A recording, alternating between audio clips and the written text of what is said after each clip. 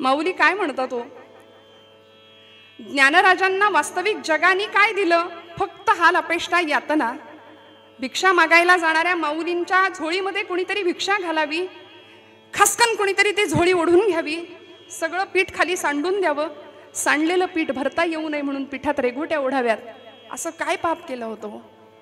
पण तरी सुद्धा इतकं प्रेम, इतकं ओतप्रोत भरलेला भगवंताविषयीचा अनुराग, भक्ती हे सगळं हृदयामध्ये होतं. आणि परमेश्वराकडे असंच मागणं मागत होतं ते हृदय की जे खळांची व्यंकटी सांडू, दुष्टांचा दुष्टपणा जाऊ दे, इतकं उदात्त मागणं जगाच्या पाठीवर कुणीच नसेल मागितलं. श्रोते हो, मागणाराही तितक्याच ताकदीचा आहे आणि देणाराही तेवढ्याच ताकदीचा आहे. असं ताकदीचं मागणं माऊलींनी विश्वात्मक भगवंताकडे पसायदानाच्या रूपाने तुमच्या माझ्याकरता मांडलंय, मागितलंय. प्रस्तुतच्या अभंगामध्ये माऊलींनी मुक्त अवस्था प्राप्त करण्याकरता कुठला क्रम आधी अनुसरावा लागेल, अर्थात आचार्यांनी सुद्धा जीवनमुक्तीचा क्रम आम्हाला सांगितलाय. सत्संगत्वे निसंगत्वम, निसंगत्वे निर्मोहित्वम, निर्मोहित्वे निश्चलत्वम, निश्चलत्वे जीवन्मुक्ती. जीवनमुक्त स्थितीला पोहोचायचं असेल तर आपल्याला निश्चल व्हावं लागेल. निश्चल होण्याकरता आपल्याला निर्मोही व्हावं लागेल. निर्मोही होण्याकरता आपल्याला निसंगी व्हावं लागेल आणि निसंग होण्याकरता आपल्याला सत्संग करावा लागेल. माऊलींचा हरिपाठातलाच अभंग आहे, संतांचे संगती मनोमार्ग गती, आकळावा श्रीपती येणे पंथे. हा जो पंथ आहे ना तो भक्तीचा. माऊलींनी काय, समर्थांनी काय, आमच्या अनेक संत मंडळींनी हाच पंथ आम्हाला सोपा करून शिकवला. म्हणून समर्थ सुद्धा म्हणतात, मना सज्जना भक्ती पंथेची जावे. हाच पंथ संतांनी आम्हाला सांगण्याचं कारण की तो पंथ सुलभ आहे, सोपा आहे. वास्तविक त्यांनी अवघड उपासना केली आणि आम्हाला सोपं करून शिकवलं. म्हणूनच त्यांना संत म्हणतात की नाही हो, अवघडातलं अवघड तत्वज्ञान सोपं करून आईच्या मायेनी. म्हणून उद्धव स्वामी म्हणतात ना की एखाद्या आईनं बाळाला घास भरवावा तसं माझी समर्थ माऊली आहे. इतक्या प्रेमाने संत आम्हाला भक्तिज्ञान शिकवतात. आणि आज आमच्या ज्ञानोबा माऊली प्रस्तुतच्या अभंगामध्ये आम्हाला भाव महात्म्य तर सांगतातच, पण पारमार्थिक जीव ज्या मुक्तीसाठी तळमळतोय, ज्या मुक्तीसाठी धडपडतोय, ती मुक्ती अशी सहज नाही मिळणार. ती मुक्तावस्था जर प्राप्त करायची असेल तर त्याकरता सगळ्यात पहिली पायरी ज्ञानराज माऊली या अभंगामध्ये अगदी सुरुवातीचा शब्द वापरून सांगतात, भावे विण भक्ती. भाव आणि भक्ती हा संबंध जसा आहे तसा भक्ती आणि मुक्ती हाही संबंध माऊली सांगतायत. भक्ती विण मुक्ती, बळे विण शक्ती बोलू नये. अंगामध्ये कुठलीही ताकद नसताना शक्तीच्या वल्गना गप्पा मारणारी माणसं जशी असतात की नाही, तसं माऊली म्हणतात भावाशिवाय भक्ती नाही आणि भक्तीशिवाय मुक्ती नाही. हा सरळ अर्थ आहे. कैसेनी दैवत प्रसन्न त्वरित. माऊली प्रश्न विचारतात पारमार्थिक उतावीळपणा करणाऱ्या एखाद्या भक्ताला. परमार्थामध्ये उतावीळपणा बरा नाही, पण अशा एखाद्या उतावीळ भक्ताला माऊली असं म्हणतात, कैसेनी दैवत प्रसन्न त्वरित. मला सांग, देव काही इतका सोपा आहे, सहज आहे? तू भक्तीला लागशील आणि लगेच परमात्मा असा समोर उभा राहील, एवढं सोपं आहे का हो? असं नाहीये. माऊली म्हणतात, उगार आहे निवांत शिणसी वाया. उगा निवांतर आहे, वाया का शिणतोयस, का कष्टतोयस? आणि ज्या प्रपंचासाठी सगळा सायास जो चालू आहे ना, वास्तविक तो प्रपंच आम्हाला कसलाही लाभ द्यायला तयार नाही. सायास करिसी प्रपंच दिननिशी, हरिसी न भजसी कवण्या गुणे. पुन्हा माऊली प्रश्न विचारतात. हरिपाठामध्ये थोडीशी पित्याची भूमिका आहे बरं का, आणि ज्ञानेश्वरीमध्ये आईची भूमिका आहे. प्रश्नच विचारलेत. बाप जसा आपल्या लेकराला असं उत्तर विचारतो ना, ठामपणे काहीतरी समजावून सांगण्याचा प्रयत्न करत असतात, त्या पद्धतीनं माऊली विचारतात, सायास करिसी प्रपंच दिननिशी, हरिसी न भजसी कवण्या गुणे. आयुष्यभर ज्या प्रपंच करता तू धडपडतोस, झिजतोस, कष्टतोस, वास्तविक त्यातून काहीही लाभ होत नाही. मग ज्या हरिजपामुळे जीवनाला कृतार्थ अवस्था प्राप्त होईल असा हरिजप तू का करत नाही? माऊली प्रश्न विचारतात. आणि मग शेवटी ज्ञानराज सांगतात, ज्ञानदेव म्हणे हरिजप करणे, तुटेल धरणे प्रपंचाचे.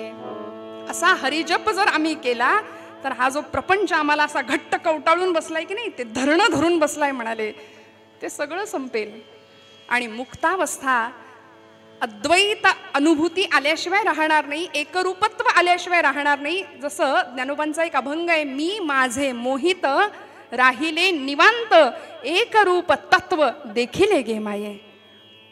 काय अनुभव आहे?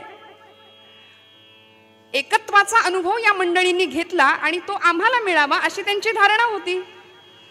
ज्या ब्रह्मानंदाचा अनुभव आम्ही घेतला तो तुम्हाला द्यायला आम्ही आलोय, वास्तविक आम्ही इथले नाही. असं संत म्हणतात ना, आम्ही वैकुंठीचे वासी आलो, याची कारण असे. मागील या जन्मामुक्त झालो असं माऊली म्हणतात. मग आम्ही पुन्हा इथे का आलो? कारण सेवितो हा रस वाटितो अनेका, घ्यावे होऊ नका रानभरी. असे वेड्यासारखे संभ्रम अवस्थेमध्ये फिरू नका हो. आम्ही जो आनंद घेतलाय की नाही तो तुम्हाला द्यायला आलोय ना, तो घ्या आणि ब्रह्मानंदाचा आनंद काय असतो तो उपभोगून बघा. माऊली म्हणतात, भावे विण भक्ती, भक्ती विण मुक्ती. अभंगाचा सरळ अर्थ मी आपल्याला सांगितला. थोडा आतमध्ये प्रवेश करूया. भाव या शब्दाचा उपयोग माऊलींनी याकरताच केलाय की जी भक्ती तुम्ही आम्ही करतो ना, त्यामध्ये काहीतरी कमी आहे याची खात्री माऊलींना निश्चित आहे. म्हणून माऊलींनी त्या शब्दाची जोड त्या भक्तीला दिली आहे, भावे विण भक्ती. खरं तर वास्तविक शुद्ध प्रेम, निष्कलंक प्रेम, श्रद्धा, विश्वास या अर्थाने भाव हा शब्द इथे वापरलाय. भाव आम्हाला माहिती असतो, सोन्याचा भाव आहे, बाजार भाव आहे.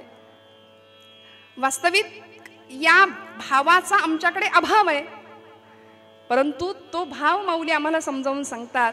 आणि खरं सांगू, भक्ती हा आमच्या धर्माचा आधार आहे. बरं, भक्ती ही आमच्या धर्माची आधारभूमी आहे.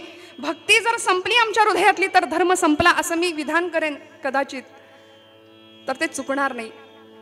त्यामुळे भक्ती हा आमचा आधार आहे. ती भक्ती भावयुक्त असली पाहिजे, प्रेमयुक्त असली पाहिजे.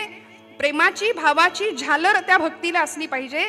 जसं की एखादी सौभाग्यवती 100 तोळे दागिने अंगावर घालू देत, पण कपाळाला कुंकुम तिलक जर नसेल तर काय उपयोग आहे तिचा? हिंदू धर्म संस्कृतीचे आम्ही गोडवे गातो. सध्या हे बोलणं सुद्धा त्रासाचं ठरतंय आणि जे बोलतायत त्यांनाही त्रास होतोय. कपाळाला कुंकुम तिलक नसेल तर त्याला काही उपयोग नाही. श्रोते हो, या उलट अंगावर एकही दागिना नसू दे, परंतु सौभाग्याचा तिलक जर एक कपाळाला आम्ही लावू ना, तर त्या पद्धतीनं भाव हा भक्तीचा सौभाग्य तिलक आहे. श्रोते हो, भाव हा भक्तीचा सौभाग्य अलंकार आहे. माऊली म्हणतात, म्हणून त्या भक्तीला भावाची जोड देऊया. भावे विण भक्ती, भक्ती विण मुक्ती, बळे विण शक्ती बोलू नये. मग हा भाव, हे प्रेम कसं असेल हो? कसं आमच्या अंतःकरणात येईल? ते प्रेम कुठून बाहेरून आणावं लागतं का? अहो, प्रेमाची, भाव हा प्रेम या अर्थानेच माऊलींनी जर शब्द वापरलाय, तर आमच्या भक्तीतलं प्रेम कुठे आटलंय? आमच्या भक्तीमध्ये प्रेम नाही का? आम्ही जी भक्ती करतो ती सकाम भक्ती करतो. श्रोते हो, संतांनी निष्काम भक्तीची अपेक्षा आमच्याकडून केली आहे आणि ही भक्ती फलद्रूप होते. भावयुक्त अंतःकरणाने केलेली भक्ती फलद्रूप होते, फळते, रुजते आणि तेव्हाच ती मुक्तावस्थेला प्राप्त करते, तेव्हाच ती मुक्त अवस्था प्राप्त करून देते. आणि असा भाव, असं प्रेम हृदयामध्ये येण्याकरता आधी प्रेम म्हणजे काय समजून घ्यायला लागेल. अलीकडं प्रेमाच्या व्याख्या, प्रेमाच्या कविता भरपूर आम्हाला बघायला मिळतात. पण अहो, प्रेम तुम्ही आम्ही काय सांगणार आणि काय अनुभव घेणार प्रेमाचा? या प्रेमाचं, या भक्ती प्रेमाचं स्वरूप देवर्षींनी भक्तिसूत्रामध्ये सांगितलं, अनिर्वचनीयम. कसं आहे प्रेम? भक्ती प्रेम कसं आहे? त्याचं निर्वचन करता येत नाही, वर्णन करता येत नाही. प्रेम स्वरूपम. भक्ती कशी आहे? मुका स्वादनवत. साखरेची गोडी. साखर खाणाऱ्या माणसाला जर विचारलं कशी आहे रे साखर, तो म्हणेल गोड आहे. गोड म्हणजे नेमकं काय रे, त्याला नाही सांगता येणार, ती चाखून बघावी लागेल. त्या पद्धतीनं प्रेमाचं, भक्तीचं स्वरूप आहे श्रोते हो, की जे अनुभवावं लागेल. ही प्रेमयुक्त भक्ती आम्हाला अंतःकरणात मुरवावी लागेल. यापुढे जाऊन देवर्षी आम्हाला सांगतात प्रेमाची व्याख्या. मी म्हटलं तुम्ही आम्ही काय सांगणार प्रेमाची चर्चा आणि काय करणार? आज जे प्रेमाचं विभत्स स्वरूप आम्ही आजूबाजूला पाहतोय त्याच्यातून काय पुढे परिणाम होत आहेत ते वर्तमानपत्र आम्हाला सांगतात. मी वेगळं सांगायची गरज नाही. लव जिहाद सारख्या सामाजिक प्रचंड मोठ्या गंभीर प्रश्नांना सामोरं जावं लागतं आमच्या धर्माला. का? प्रेमाचा वास्तविक सरळ साधा सोपा अर्थ नाही आम्हाला समजला, आमच्या आर्य सनातन वैदिक हिंदू धर्मावर आम्ही प्रेम करावं, संतांच्या वाङ्मयावर आम्ही प्रेम करावं, भगवंताच्या नामावर आम्ही प्रेम करावं. श्रोते हो, कशाला प्रेमासाठी दुसरीकडे जावं. देवर्षींनी या प्रेमाचं वर्णन, या प्रेमाचं स्वरूप सांगितलंय. गुणरहितम गुणरहितम कामनारहितम. प्रेम कसं आहे हो? गुणदोषांच्या पलीकडचं आहे. कुठल्याही प्रकारची इच्छा प्रेम करत नाही, भगवंताकडून काहीही नको. कसं प्रेम आहे भगवंतावर? प्रतिक्षण वर्धमानम, प्रत्येक क्षणाला वाढणार आहे. अनुभव रूपम सूक्ष्मतरम अविच्छिन्नम. देवर्षी नारद या भक्तीचं स्वरूप सांगतात. कधीही न संपणारं, सतत वर्धमान, वाढतं राहणारं आणि ते अनुभव घेण्यासारखं असं प्रेम. तदर्पिता खिलाचारता तद्विस्मरणे परम व्याकुलता इति. देवर्षी म्हणतात की जरा जरी विस्मरण झालं ना भगवंतांचं, तरी असा जीव व्याकुळ कासावीस झाला पाहिजे, अशी भक्ताची अवस्था असते बरं. आणि म्हणून भक्तीचे प्रकार आपल्याला भागवतामध्ये सुद्धा भक्त प्रल्हादांनी सांगितले, ते प्रसिद्ध आहेत. श्रवणम कीर्तनम विष्णू स्मरणम पादसेवनम. आपल्याला हे प्रकार माहिती आहेत. या पुढे जाऊन देवर्षी नारदांनी भक्ती सूत्रामध्ये भक्तीचे 11 प्रकार सांगितले. त्याच्यामध्ये प्रल्हादाचे 9 प्रकार समाविष्ट आहेत. गुणमहात्म्यासक्ती, रूपासक्ती, कांतासक्ती, वात्सल्यासक्ती, दास्यासक्ती, विरहासक्ती, 11 प्रकार देवर्षी सांगतात. या पुढे जाऊन मधुराद्वैत संप्रदायाचे अध्वर्यू गुलाबराव महाराज 16 प्रकार भक्तीचे सांगतात.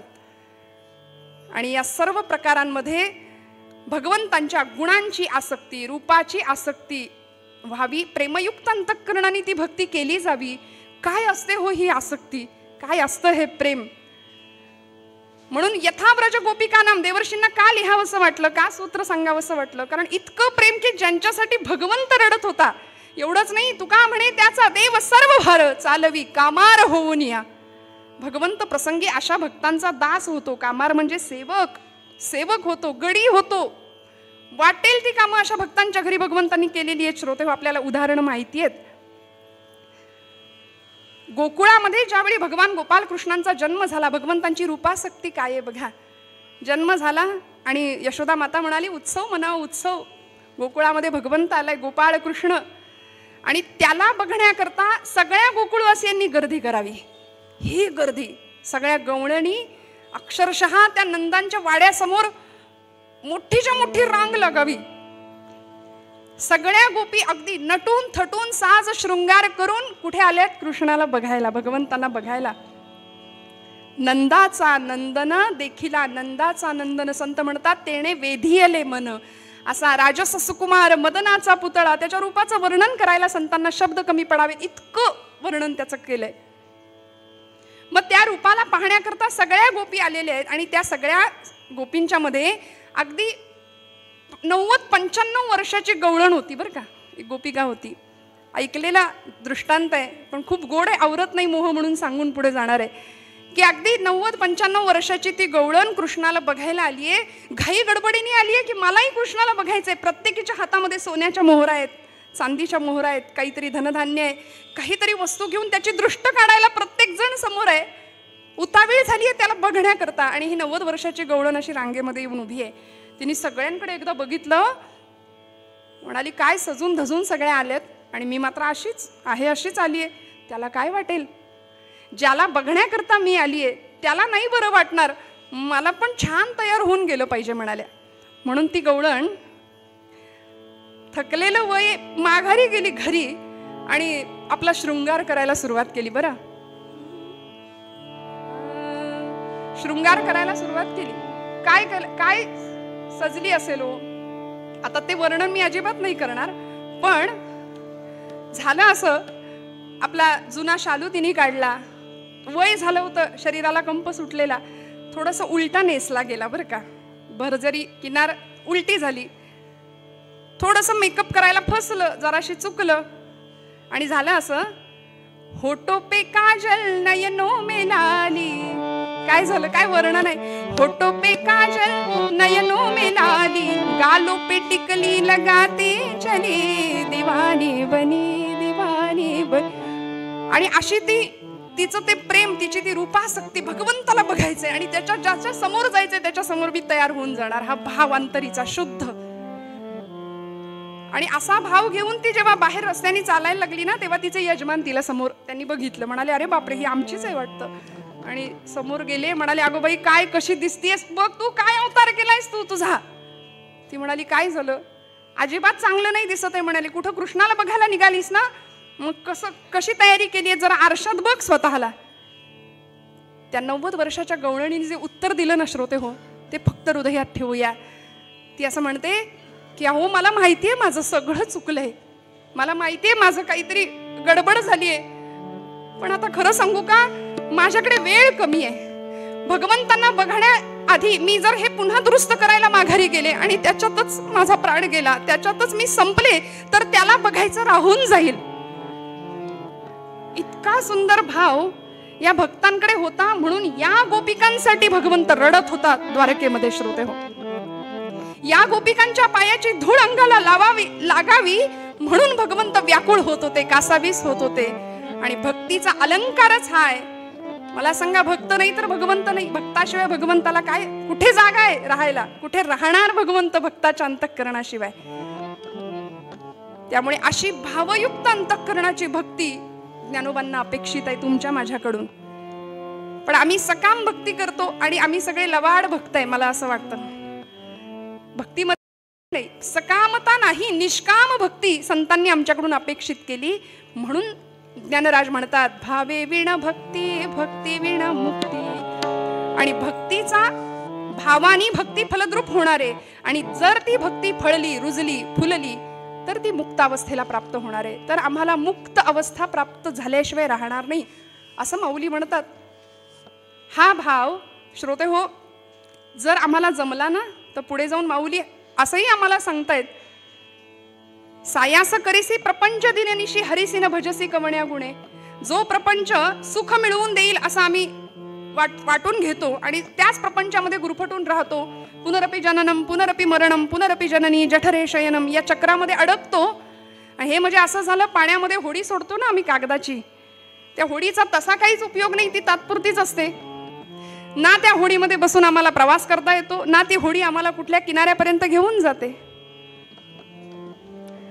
म्हणून माऊली सुद्धा ज्ञानेश्वरीच्या अगदी पहिल्याच अध्यायात म्हणतात, पै भक्ती एकी पै भक्ती मी जाणे, तेथे सान थोर न म्हणे, आम्ही भावाचे पाहुणे भलते या. येर पत्र पुष्प फळ हे भजावया मिस केवळ, या वाचोनी लाग निष्फळ भक्ती तत्व माऊली म्हणते. आणि अशा भक्तीला प्रेमाची जोड द्यावी. काय होता हो भाव, अनेक भक्तांच्या अंतःकरणातला भाव. ज्यांच्या घरी भगवंत राबले असे आमचे संत श्रेष्ठ एकनाथ महाराज. गिरिजाबाई पत्नीचं नाव. मला कधी कधी असं प्रश्न पडतो, कधी असा विचार मनात येतो की काय असेल गिरिजामाईंचा आणि एकनाथ महाराजांचा प्रपंच श्रोते हो. ज्यांना शांती ब्रह्म असा दर्जा समाजाने दिला, समाजाने म्हटलं शांती ब्रह्म एकनाथ महाराज, ज्यांनी भागवत धर्म संप्रदायाची परंपरा खऱ्या अर्थी सनाथ केली असे संत श्रेष्ठ एकनाथ महाराज आहेत. गिरिजामाई त्यांच्या पत्नी. गावामध्ये अनेक प्रकारचे लोक होते, त्यापैकी असेही काही लोक होते की महाराजांना नाथांना छळणारे, नाथांची परीक्षा घेणारे. एकाला आपल्या मुलाची मुंज करायची होती, पैशांची गरज होती म्हणून गावातल्या लोकांकडे त्यांनी पैसे मागितले. गावातली मंडळी म्हणाली तुला आम्ही पैसे देतो, पण आमचं एक काम कर. काम काय? नाथांकडे जा आणि शांतीब्रह्म म्हणून घेतात ना स्वतःला, जग त्यांना शांतीब्रह्म म्हणतं ना, तर आता नाथांना राग आला पाहिजे असं काहीतरी कर, नाथांना राग येऊन दाखव. तो म्हणाला चालेल. गेला नाथांच्या वाड्यामध्ये, झाप झाप झाप झाप पावलं टाकत नाथ आपल्या देवघरात आहेत.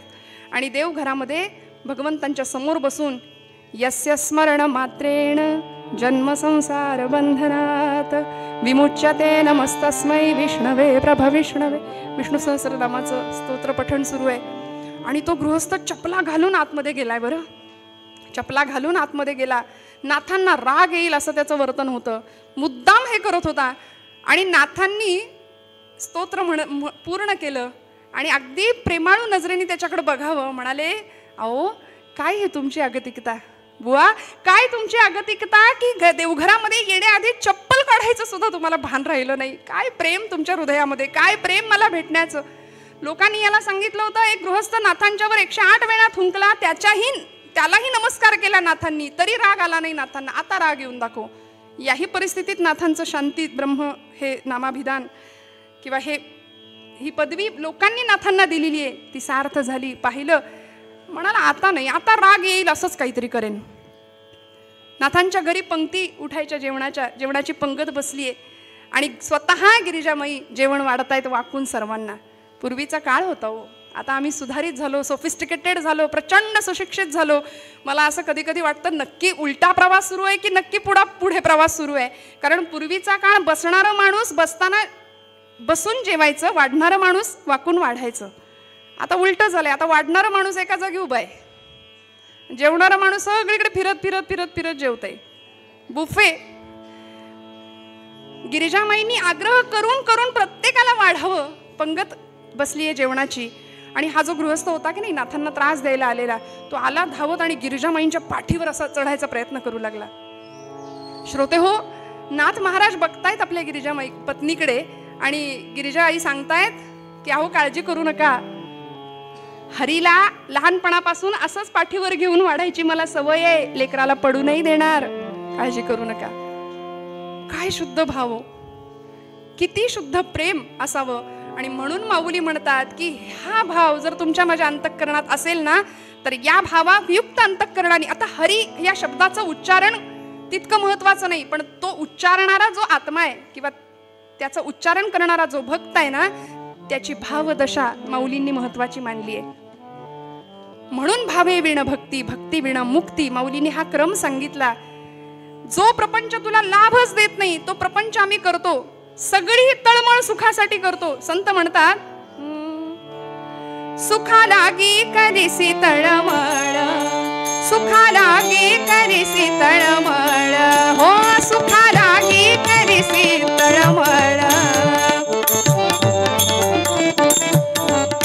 सुखा लागी करीसी तळमळ, परी तू पंढरीशी जाय एक वेळ, परी तू पंढरीशी जाय एक वेळ, मग तू अवघाची सुख रूप होशी, मग तू अवघाची सुख रूप होशी, जन्मोजन्मीचे दुःख विसरशी,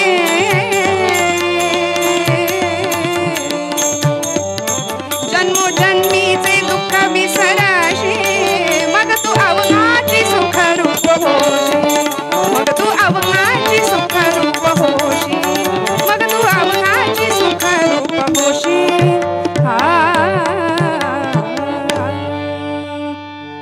जन्मोजन्मीचे दुःख विसरशी, मग तू अवघाची सुखरूप होशी. सद्गुरु मामासाहेब दांडेकर असं म्हणायचे की प्रपंचामध्ये सुख शोधणं म्हणजे मिरच्यांच्या बाजारात जाऊन खव्याचे पेढे मागण्यासारखं आहे. मिरच्यांच्या बाजारात गेल्यानंतर तिथे ठसकाच लागणार, डोळ्यात पाणीच येणार, हे गृहीतच धरावं ना. तिथे खव्याचे पेढे कसे मिळतील?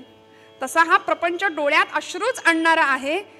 तो दुःख मूळच आहे. संसार दुःख मूळ, चहूकडे इंगळ, विश्रांती नाही, कोठे रात्रंदिन तळमळ. माऊली म्हणते ज्या प्रपंचासाठी सगळे सायास करतोस ना, तो प्रपंच बाजूला ठेवूया. पण आम्ही काय करतो? भगवंतांचं साधन बनवतो, भगवंताला साधन बनवतो आणि प्रपंचाचीच माळ ओढत बसतो. खरं तर खरा भक्त प्रपंचाला साधन बनवतो आणि भगवत स्मरण सतत करत राहतो. आणि म्हणून असं नाम, असा भाव, अशी भक्ती तुमच्या माझ्या अंतःकरणाला कळावी, जी प्रभू रामचंद्रांचे बंधू भरत त्यांना कळाली. शत्रुघ्न म्हणजे सावत्र, त्या भावांचा भाव काय होता आम्हाला बघावं लागेल. अंतःकरणातला असा भाव होता की ज्यावेळी प्रभूंना वनवास पत्करावा लागला, भरत आपल्या आईशी भांडले होते. या प्रसंगामध्ये मारावे तुझं वाटे म्हणून धावत गेले होते आईवरती हात उगारून. तेव्हा रामराय म्हणाले माझ्या आईला काही बोलू नकोस भरता. इतकी व्याकुळता हृदयामध्ये निर्माण झाली होती भगवंताला भेटण्याकरता. आणि म्हणून भगवंतांना भरत सांगतात माय गेले तात गेले भरत आता पोरका, मागणे हे एक रामा आपुल्या द्या पादुका. अशा भगवत भेटीची प्रचंड आतुरता भक्तांच्या अंतःकरणामध्ये होती. एक पद म्हणून मग आपण पूर्वरंग संपूया.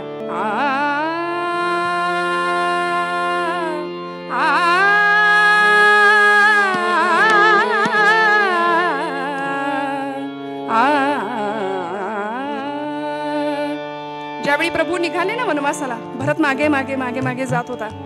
भरद्वाज ऋषींच्या आश्रमामध्ये भगवंत थांबले होते, कळालं, धावत मागे गेले आणि ज्या ठिकाणी भगवंत बसले होते त्या जागेवर असा हात फिरवत होते. रामा, काय भक्ताचं लक्षण असावं. भागवतामध्ये नवयोगेश्वरांनी जनकाला भक्त लक्षण सांगितलंय. त्रिभुवन विभव हे तवेप्य कुंठ स्मृती रजितात्मसुरादिभिर्विमृग्यात न चलती भगवत पदारविंदा लव निमिषार्धमपी यस्स वैष्णवाग्रहा. वैष्णवाची व्याख्या, भक्ताची व्याख्या सांगितली आहे. आणि असाच भक्त हात फिरवतायत आणि रामाला सांगतायत, कधी भेटे वनवासी वियोगी रामचंद्राला.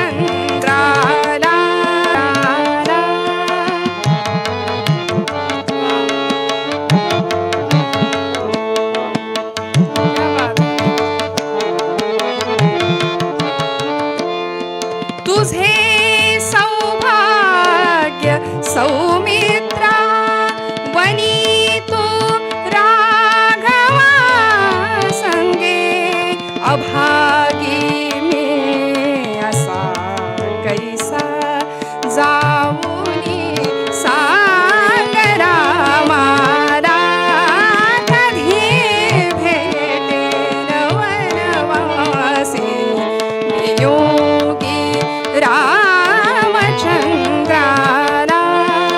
वियोगी रामचंद्राला. वियोगी रामचंद्राला. ही तळमळ तुमच्या माझ्या हृदयामध्ये निर्माण व्हावी, आम्ही मुक्तावस्थेला प्राप्त होऊ, त्यासाठी माऊलींनी सांगितलेलं भावाचं महात्म्य लक्षात घ्यावं लागेल. पूर्वरंगात थांबते. उत्तर भागाला सुरुवात करण्याआधी एकदा अभंगाचा आठव करूया. भावे विना भक्ती, भक्ती विना मुक्ती, भक्ती विना मुक्ती. भावे विना भक्ती, भक्ती विना मुक्ती. बळे विना शक्ती बोलू नये, बळे विना शक्ती बोलू नये. कैसेनी दैवते प्रसन्न त्वरित.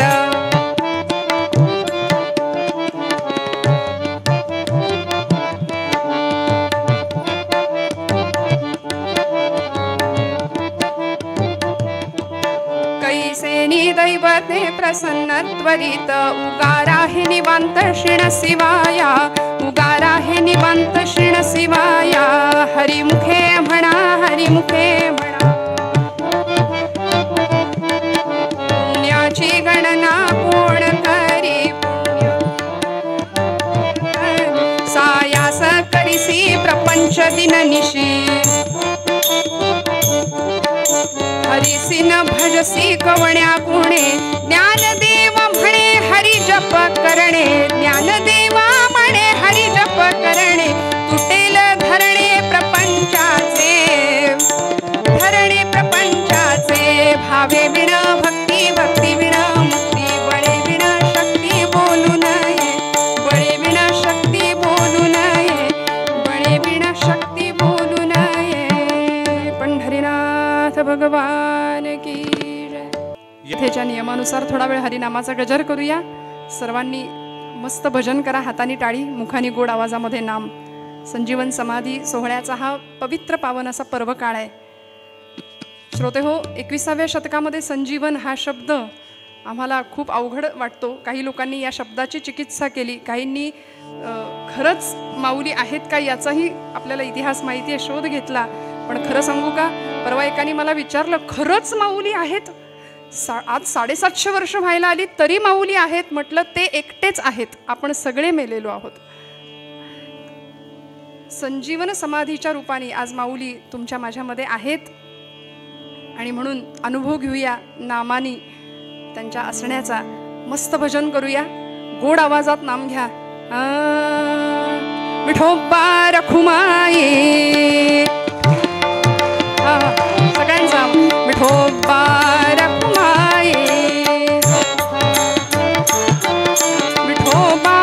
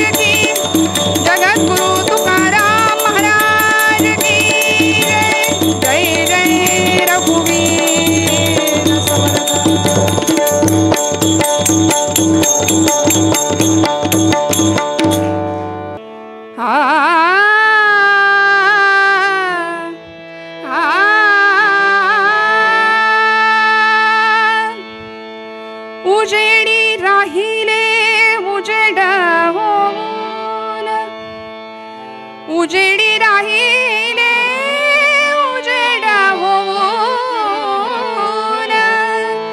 निवृत्ती सोपान निवृत्ती सोपान मुक्ताबाई मुक्ताबाई इंद्रायणी काठी देवाची आळंदी लागली समाधी ज्ञानेशाचे ज्ञानेशाचे. सकाळची वेळ आणि अचानक झोपडीतनं आवाज बाहेर आला, दादा दादा, अरे दादा दादा, आई कुठे रे? झोपेतनं उठलीये, डोळे चोळत चोळत शेजारी चाचपून बघितलं, आई दिसेना, बाबा दिसेना. दादा दादा, आईला पाहिलंस का रे?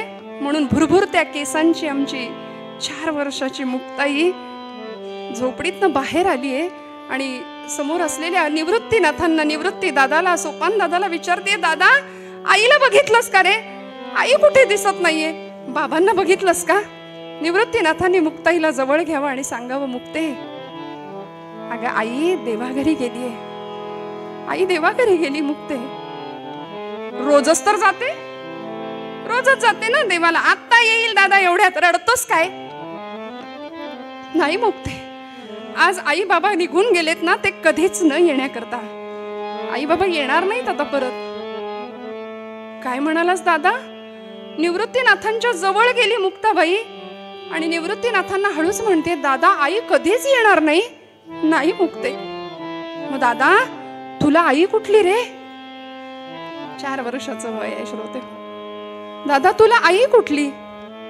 निवृत्तीनाथांना हुंदका अनावर झाला, मुक्ताईला जवळ कवटाळलं, डोक्यावरनं हात फिरवला आणि म्हणाले, मुक्ते आजपासून तू माझी आई, तू माझी आई. म्हणून मुक्ता नाही, मुक्ताबाई नाही, मुक्ताई, तू माझी मुक्ताई. मुक्तपणे मुक्त, श्रेष्ठपणे श्रेष्ठ, सर्वत्र वरिष्ठ आदिशक्ती, सर्वत्र वरिष्ठ आदिशक्ती. मुक्तपणे मुक्त, श्रेष्ठपणे श्रेष्ठ, मुक्तपणे मुक्त, श्रेष्ठपणे श्रेष्ठ, सर्वत्र वरिष्ठ आदिशक्ती. हो सर्वत्र सर्वत्र वरिष्ठ आदिशक्ती.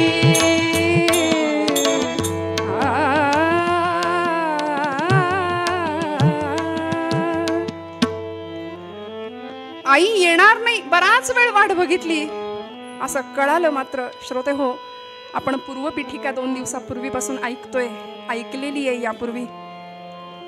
विठ्ठलपंत म्हणजे साक्षात मूर्तिमंत वैराग्य आणि आई रुक्मिणी माता म्हणजे साक्षात भक्ती होती. दोघांच्या अतिपवित्र आणि अतिशुद्ध कुसव्यांनी या 4 भावंडांना जन्म दिला होता. निवृत्ती, ज्ञानदेव, सोपान आणि मुक्ताबाई. या 4 भावंडांची नावच जणू अशी होती की ज्या भक्तीच्या पायऱ्या ठराव्यात आपल्याला माहितीये. प्रवृत्ती दूर केल्याशिवाय निवृत्ती नाही, त्याशिवाय ज्ञानप्राप्ती नाही आणि ज्ञानप्राप्तीशिवाय मुक्तीच्या गर्भागारात प्रवेश करण्याचा सोपान प्राप्त होत नाही. म्हणून परमार्थ तितकाही सोपान, हेच जणू काही या दोघांना सांगायचं होतं की काय. गुरु आज्ञेनुसार धारण केलेला संन्यास दूर केला आणि गृहस्थाश्रम स्वीकारला. त्यानंतर भगवंतांच्या इच्छेनुसार 4 मुलं जन्माला आली, निवृत्ती, ज्ञानदेव, सोपान आणि मुक्ताबाई. पण संन्याशाने प्रपंच करणं म्हणजे महत्पाप. समाजाने इतका त्रास दिला आणि आपल्या मुलांना आपल्या पश्चात उत्तम जीवन जगता यावं याकरता देहांत प्रायश्चित्त पत्करलं. रात्रीची वेळ, निबिड अंधकार, इंद्रायणी निस्तब्ध भातीये आणि अशा परिस्थितीमध्ये रुक्मिणी आईनी आपल्या 4ही भावंडांच्या केसावरून, डोक्यावरून हात फिरवला, मुक्ताईच्या गालावरून हात फिरवला. डोळ्यातला अश्रू घळकन मुक्ताईच्या गालावर ओघळला. मुक्ताईनं झोपेतच तो अश्रू पुसून टाकला. श्रोते हो, वात्सल्य पुसलं गेलं. आणि पती बरोबर जावं लागलं. निवृत्तीनाथांना जाताना सांगून दिलं, निवृत्ती सगळ्यांना सांभाळ बरं, माझ्या मुक्तीला सांभाळ. कणखर आहे पण तिच्या ममताळूपणाचा अंत नाहीये. सत्पदते ब्रह्म चित्पदते माया आनंद पद जया म्हणती हरी. मुक्ताचं मुक्त असलेलं जीवन म्हणजे मुक्ताबाईंचं जीवन आहे. श्रोते हो, निळोबारायांनी त्यांचं वर्णन केलंय. नमो ज्ञानेश्वरा नमो ज्ञानेश्वरा निवृत्ती उदारा सोपान देवा. हे एक चरण निळोबारायांसाठी, निळोबारायांनी सर्व भावंडांसाठी वापरलंय. आणि दुसरं चरण नमो मुक्ताबाई त्रिभुवन पावनी आद्यत्रय जननी देवांचीही. एका चरणात सबंध मुक्ताबाईचं वर्णन केलंय. तीनही देवांची आद्यत्रय जननी अशी ब्रह्मा विष्णू महेश यांचीही ती जननी योग शक्ती आदिमाया मूळ माया आदिशक्ती ब्रह्म चित्कला चैतन्याची कला असलेली मुक्ताबाई महाराज. तीन देवांची तर जननी होतीच, पण ब्रह्मा विष्णू महेश हे आहेतच, पण तीन देव तिने खऱ्या अर्थी कशा पद्धतीने घडवले बघा. नामदेव, ज्ञानदेव आणि चांगदेव. एक कच्चा होता त्याला पक्क होण्याचा मार्ग शिकवला, एक कोरा होता त्याला परिपूर्ण केलं, भरून काढलं, आणि एक तापलेला होता त्याला शांत केलं. ज्ञानदेव, नामदेव आणि चांगदेव. आई येणार नाही म्हटल्यानंतर रात्री इंद्रायणी निस्तब्ध झाली. निबिड अंधकार. रात्र संपली, दिवस उजाडला आणि मुक्ताबाई वाट पाहून थकली आणि आई येणार नाही याची खात्री पटली. त्यावेळी या रखुमाईच्या लेकीनं टाहो फोडला. श्रोते हो, असं म्हणतामध्ये तो टाहो आर्त करुणा भकली भगवंतांची आई आई म्हणून टाहो फोडला. सोपान काका रडतायत, ज्ञानदादा रडतायत. निवृत्तीनाथांनी सगळ्यांना जवळ घ्यावं. मुक्ते, ए ज्ञाना, ए सोपाना, आता रडायचं नाही बरं, आता रडायचं नाही. अरे वेड्यांनो, रडता कशाला? बघा बरं, समोरच्या पारावर ते चिमणीचं घरटं आहे की नाही? अरे काय झालं माहितीये, त्या घरट्यामध्ये त्या चिमणीची पिलं होती की नाही 4. काल रात्री एक मोठी घार आली आणि त्या पिलांना घेऊन निघून गेली. बरं, त्या आई वडिलांना घेऊन निघून गेली, पण तरी सुद्धा सांग मुक्ते, ती पिलं कशी दाणा टिपतायत? ती थांबली का? ती दाणा टिपतायत की नाही? मुक्ता, ज्ञाना, आपल्याला थांबून नाही चालणार. निवृत्ती दादा सगळ्यांना समजावतायत, मुक्ताईला समजावतायत. आणि मुक्ताईने एवढं ऐकलं. मात्र 4 वर्षाची परकरी पोर मुक्ताबाई आमच्या महाराज पटकन परकराचा ओचा खोवला, पाण्यात शेण कालवलं आणि सडा टाकायला सुरुवात. ज्ञानादादा बघतो काय, अरे जा भिक्षा मागायला. निवृत्तीनाथ, ज्ञानदेव भिक्षे करता बाहेर पडले आणि सडा टाकणाऱ्या मुक्ताईकडे बघितलं.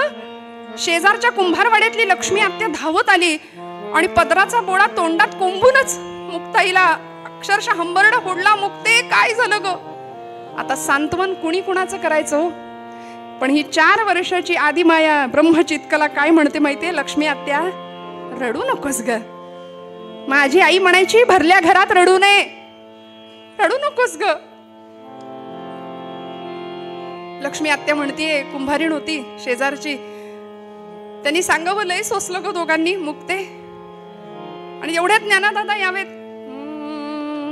ज्ञानादादांनी सांगावं, आत्या तू कुंभारीण ना ग, मडकी बनवतेस, घट बनवतेस, मला सांग, एका घटामध्ये गाईचं शुद्ध लोणी असतं, दही असतं, आणि एका घटामध्ये संस्कारासाठी वापरलेला जाणारा अग्नी असतो ग.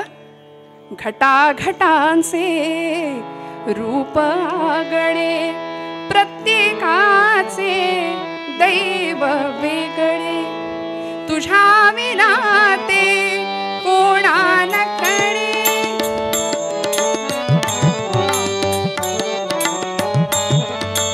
तुझ्या विना ते कोणा न कळे, मुखी कुणाच्या, गदिमांचे शब्द आहेत बरं, मुखी कुणाच्या पडते लोणी, कुणा मुखे अंगा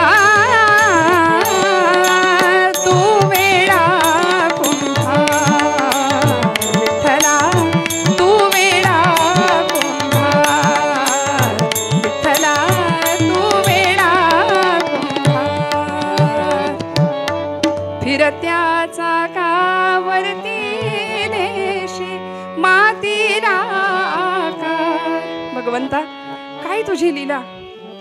दिवसामागून दिवस जात आहेत. ज्ञानादादा चौपदरी खांद्याला अडकून भिक्षेसाठी बाहेर पडायचे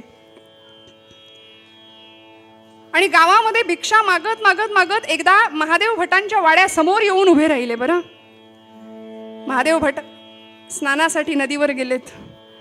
ज्ञानादादा ओम भवती भिक्षां देहि असा आवाज दिला. आतून यमुना त्यांची पत्नी धावत बाहेर आल्या.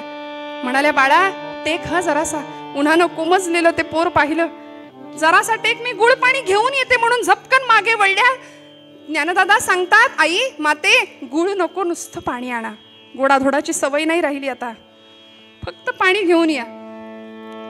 आणि त्या मागे वळणार म्हणाल्या, हो ज्ञानदादा, अरे पाणीच काय, मी तर म्हणते आता 2-4 घास खाऊनच जा, इथून जेवूनच जायचं, मी आत्ता पान घेऊन येते. असं म्हणून त्या मागे निघाल्या. तेवढ्यात महादेव भटांची स्वारी. रागानं लालबुंद झालेला चेहरा, नदीवरून स्नान करून आलेले, आगीत आग पडली, आगडोंब उसळला आणि म्हणाले, अरे संन्याशाच्या कार्ट्या, तुम्हाला कशाला रे गोडाधोडाची सवय पाहिजे, कशाला रे जेवण हवंय, उठ चाल, चालता हो इथून. शिव हरे शिव हरे शिव हरे. स्नान करून आत्ता आलो आणि या अभद्र पोराची अभद्र सावली माझ्यावर पडली, विटाळ झाला सगळा, चल चालता हो इथून, नको नको त्या बलगना. अरे संन्याशाच्या पोरांनी एकतर जन्माला येऊ नये आणि आलंच तर जगू नये, एवढं ऐकलं मात्र ज्ञानदेवांच्या कानामध्ये हे शब्द घुमले. डोळ्यातला तप्त अश्रू अंगणातल्या तप्त भूमीवर पडला आणि तिथूनच झपकन ज्ञानदादा मागे वळले. झाप झाप झाप झाप पावलं टाकत अश्वत्थ वृक्षाच्या दिशेने, इंद्रायणीच्या दिशेने चालायला लागले. अश्वत्थ वृक्ष, इंद्रायणी, सिद्धेश्वर सगळ्यांनीच मुसमुसणाऱ्या ज्ञानदादाला पाहिलं आणि येता येता झोपडीमध्ये आले. झोपडीचं दार घट्ट लावून घेतलं आणि आतमध्ये योगासनामध्ये, पद्मासनामध्ये बसले, ध्यानावस्थेमध्ये बसलेत. सगळ्यांनी झोपडीचा दार उघडण्याची विनंती केली आहे. दादा दादा दार उघडा, काहीच उपयोग होईना. निवृत्तीनाथ सांगतायत, ज्ञाना अरे असं कसं चालेल रागावून, दार उघड ज्ञाना. नाही. सोपान काका सांगतायत, दादा दार उघड, अरे नाही. मुक्ताबाई समोर आल्या आणि मुक्ताबाई महाराज सांगतात, दादा ए दादा, अरे असं रागवून कसं चालेल. आईच्या मायेने सांगितलं. बरं, खरं तर या तिघांची बहीण होती पण माता झाली आणि या सगळ्यात असून सुद्धा ती कायम मुक्त राहिली. बरं, मुक्ताचं मुक्त असलेलं जीवन मुक्ताईचं जीवन आहे श्रोते हो. दादा अरे असं कसं चालेल, जग रागावलं म्हणून आपण राग धरायचा का. सगळीकडे भगवंत आहे असा तूच म्हणतोस ना. ईश्वर सर्वभूतानां हृद्देशेर्जुन तिष्ठति भ्रामयन् सर्वभूतानि यंत्रारूढानि मायया. तू म्हणतो ना वासुदेवम सर्वमिती, भगवंत सगळीकडे असं तू म्हणतोस ना. मग या जगावरती तू रागावलास तर कसं होईल.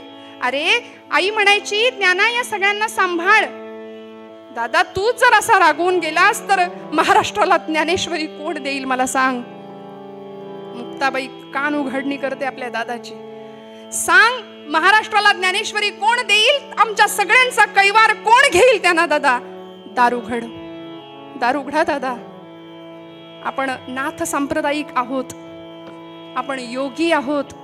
आणि योगी कुणाला म्हणायचं, कुणाला म्हणायचं योगी. दादा अरे आपला आपणा लागला हात न करो नये खेद, जीभ दातांनी चाविली कोणे बत्तीशी पाडली. मुक्ताबाईंचे अभंग आहेत. वाणीचा ओघ कल्लोळू लागला, शब्दांनी अभंग रूप घेतलं आणि मुक्ताबाई ज्ञानादादाला सांगतेय, दादा अरे चणे खावे लोखंडाचे मग ब्रह्मपदी नाचे. आता तुला कशाला रे दादा मी हे सगळं सांगू, हे तूच आम्हाला शिकवलंयस, तूच नाही का शिकवलं. सांग काय रे उपयोग, मनभर राग आणि वरवर त्याग, काय उपयोग तुझ्या या असल्या रागाचा. दादा दार उघडा. कुणाला म्हणायचं योगी. योगी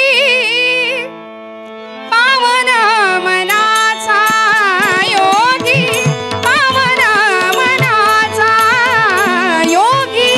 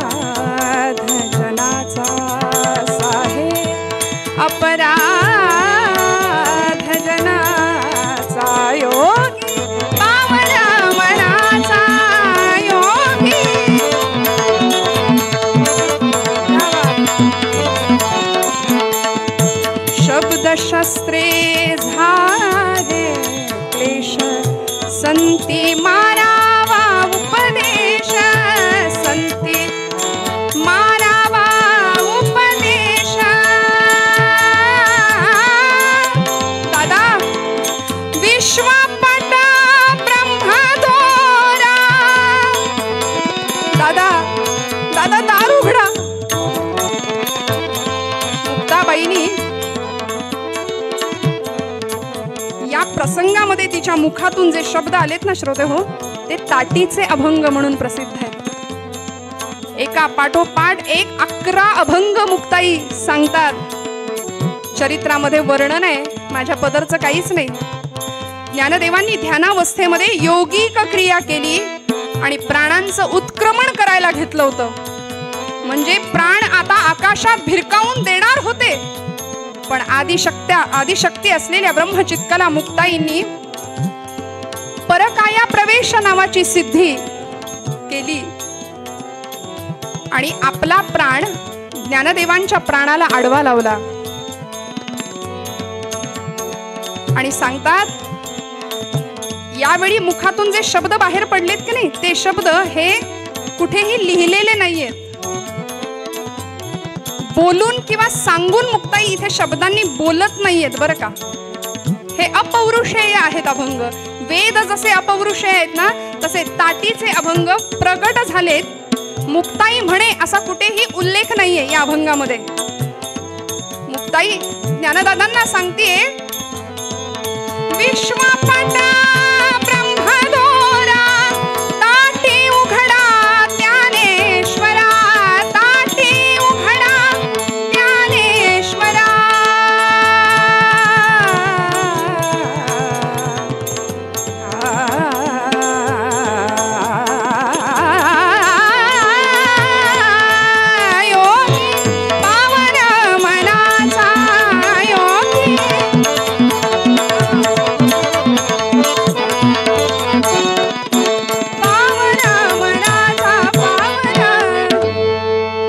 दादा आपण तरुणी विश्वतारा, ताटी उघडा ज्ञानेश्वरा. मुक्ताबाई लढीवाळ, जीव मुद्दल ठाईचे ठाई. दादा दार उघडाल का, दार उघडाल का. मुक्ताबाईचा आर्त टाहो ज्ञानदेवांच्या हृदयापर्यंत पोहोचला आणि वाऱ्याच्या सुसाट वेगाने ज्ञानदेव उठलेत. झोपडीचा दरवाजा उघडला आणि एखाद्या आईला लेकरू कसं कवटाळतं तसं मुक्ताईला जाऊन बिलगले आणि म्हणाले, मन निवाले निवाले समाधान झाले. मन निवाले निवाले. हा अनुभव कैवल्य साम्राज्य चक्रवर्ती ज्ञानदेवांना देणारी मुक्ताई काय अधिकाराची असेल श्रोते हो. दिवाळीचा सण आला. मुक्ते आज दिवाळी, मुक्ते आज दिवाळी, बंधू आम्ही तुझे असे येत.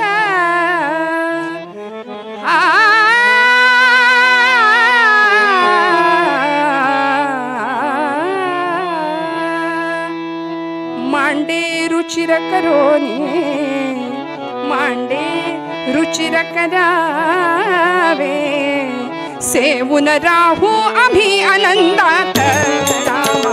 रामा रामा रामा हरे हरे रामा रामा रामा रामा रामा रामा हरे हरे रामा रामा रामा रामा सीतापते रामा रामा रामा रामा रघोत्तमा रामा रामा रामा रामा हरे हरे रामा रामा. मुक्ता आज दिवाळी आहे ग. कुणीतरी एखादा भाविक व्यक्तीने शिधामध्ये गुळ, हरभऱ्याची डाळ, तूप, कणिक असं सगळं सामान दिलं होतं. आणि निवृत्तीनाथ मुक्ताईला सांगतात, मुक्ते आज दिवाळीचा सण आहे, मांडे खायची इच्छा झाली आहे, तुला येतात का ग मांडे. हात तिच्या दादा एवढंच ना. अरे आईनं शिकवलंय मला. दादा मांडे येतात करता, पण साध्या तव्यावर मांडे होणार नाहीत रे. त्याकरता मडक्याचं मोठ्या गोल आकाराचं एक खापराचं रांधणं लागेल ना. आणि ते रांधणं आणायला धावत मुक्ताबाई कुंभारवाड्यात जाऊन कुंभार काकांना सांगितलं, काका माझ्या दादाला मांडे खायची इच्छा झाली आहे, देता का हो एक खापर. खापर घेतलं आणि येता येता रस्त्याने आनंदाने चालतीये. विसोबा चाटी नावाचे गृहस्थ आळंदीमधले समोर आले. कार्टे मुक्ते, अगं संन्याशाची पोरं तुम्हाला कशाला गोडधोड खायला पाहिजे? साधू म्हण होता ना स्वतःला, आणि गोडाधोडाची चटक जिभेची कशाला हवी? आणि इकडं ते रांधणं आणि इकडं ते खापर म्हणून ओढून घेतलं हिसकावून आणि खाली पाडलं, फुटून गेलं. रडत रडत मुक्ताई निघाली. ज्ञानादादा वाटेत भेटले. मुक्ते, काय रडतीस ग? डोळ्यात का पाणी? दादा, अरे रांधण फोडलं रे विसोबांनी. तुला खरं सांगू का? फोडलं, त्याचं वाईट नाही वाटत, पण निवृत्ती दादाला आज मांडे खायची इच्छा झाली, कधी नव्हे ते, म्हणून वाईट वाटतंय रे. दादा काय करू रे आता? कसे मांडे खायला घालू दादाला? एवढंच ना मुक्ते, काळजी करू नकोस. चल तू मांड्यांची तयारी कर, आपण भाजूया मांडे. आणि निवृत्त मुक्ताईला घेऊन ज्ञानदादा आले. मग योग धारणा करूने ज्ञानदेवे पेटविला पंचागने. लाल बुंद ज्ञानदेवांची पाठ झालीये. मुखातनं आगीचे लोळ, आगीच्या ज्वाळा दिसतायत, आरक्त नयन दिसतायत माऊलींचे. आणि मुक्ताईनी पटापट मांड्यांची तयारी केली. मांडे थापले आणि श्रोते हो, माऊलींच्या पाठीवर मांडा टाकावा, टमकन फुगून वरती यावं. काय आनंद! इकडे विसोबा विचार करतायत, बघतोच कसे खातायत मांडे म्हणून आले होते. आणि झोपडीच्या त्या झरोक्यातून पाहतायत काय चाललंय आतमध्ये. आतमधला तो चमत्कार पाहिला. सगळे जेवायला बसले श्रोते हो, आणि विसोबा असे त्या झरोक्यातून बघतायत आतमध्ये. मनामध्ये विचार करतायत की हा अमृताचा प्रसाद जर मला मिळाला ना तर सगळी पाप धुवून जातील. पश्चाताप होतोय. आणि मुक्ताबाईंच्या लक्षात आलं, मुक्ताईंनी तिथूनच आवाज दिला, विसोबा असे खेचरासारखे काय उभे आहेत तिथे? खेचर म्हणजे गाढव, त्यांचं नाव होतं चाटी खरं तर, पण आम्ही त्यांना विसोबा खेचर म्हणतो. मुक्ताबाई म्हणतात असे खेचरासारखे काय उभे? आणि अरे गाढवा असं आईच म्हणते की नाही? मुलाला आईच म्हणू शकते, तोच आईचा अधिकार आहे. मुक्ताबाईंनी हा उद्गार काढल्याबरोबर विसोबा अक्षरशः धावत गेले आणि दंडवत लोटांगण प्रणाम घातला सगळ्यांना. आणि आता इथे मुक्ताबाईंनी विसोबांना अनुग्रह केलाय. आणि मग ती शिष्य परंपरा पुढे नामदेवांपर्यंत गेली. मुक्ताई गुरु विसोबांनी नामदेवांना अनुग्रह केलाय पुढच्या काळामध्ये. श्रोते हो, हा मुक्ताईंचा आणि या चारही भावंडांचा चमत्कार पंचक्रोशीमध्ये सगळीकडे पसरतोय. आणि त्याच वेळी आपण ज्यांचं चरित्र पुढच्या काळामध्ये ऐकणार आहोत विस्ताराने, असे 1400 वर्ष जगलेले योगी असलेले, 14 विद्या 64 कला प्राप्त केलेले चांगदेव. 64 कला होत्या, परंतु 65वी कला उकलुनी दावी आली असं वर्णन केलंय. चांगदेव म्हणे आजीची जन्मलो, गुरुपुत्र झालो मुक्ताईचा. चांगदेव म्हणे आजीची जन्मलो, गुरुपुत्र झालो मुक्ताईचा. या प्रसंगामध्ये निर्गुणाचे डहाळी पाळणा लाविला, तेथे सुत पहुडला मुक्ताईचा. चांगदेव महाराज म्हणतात, चांगदेव म्हणे आजीची जन्मलो, गुरुपुत्र झालो मुक्ताईचा. एकीकडं चांगदेव महाराज, एकीकडं नामदेव महाराज, विसोबा खेचर, आणि मग नामदेव महाराजांची परंपरा. हा सगळे प्रकार इकडे घडतायत, हे सगळे चमत्कार लोकांना कळतायत. आणि त्याच वेळी पंढरपुरामध्ये विठुरायाचा अत्यंत लाडका असलेला प्रेम भंडारी ज्याचं वर्णन आहे असे नामदेव महाराज, त्यांना पांडुरंग परमात्मा स्वतः सांगतायत की जे त्यांच्याबरोबर बोलायचे, खेळायचे, जेवायचे, त्यांनी सांगावं नामया आळंदीला जा आणि या चार भावंडांची भेट घे, दर्शन घे. नामदेव महाराज आळंदीला जातात. आळंदीच्या वाळवंटामध्ये नामदेवांचं कीर्तन रंगतं. पंढरीच्या लोकांनाही अभिमान, पाया पडती जन एकमेका. या न्यायाने प्रत्येक जण एकमेकांच्या पदस्पर्श करतोय, एकमेकांना नमस्कार करतोय. पण नामदेव महाराज काही केल्या वाकेनात. मुक्ताबाई चाणाक्ष असं पायाच्या अंगठ्यापासून केसापर्यंत, शेंडीपर्यंत अगदी सगळं अवलोकन केलं. आणि कळवळ्याने आदिशक्ती आईच्या अंतःकरणाने ज्ञानदादाला हळूच म्हणते, दादा अरे अरे अरे, अखंड जयाला देवाचा शेजार, कारे अहंकार गेला नाही.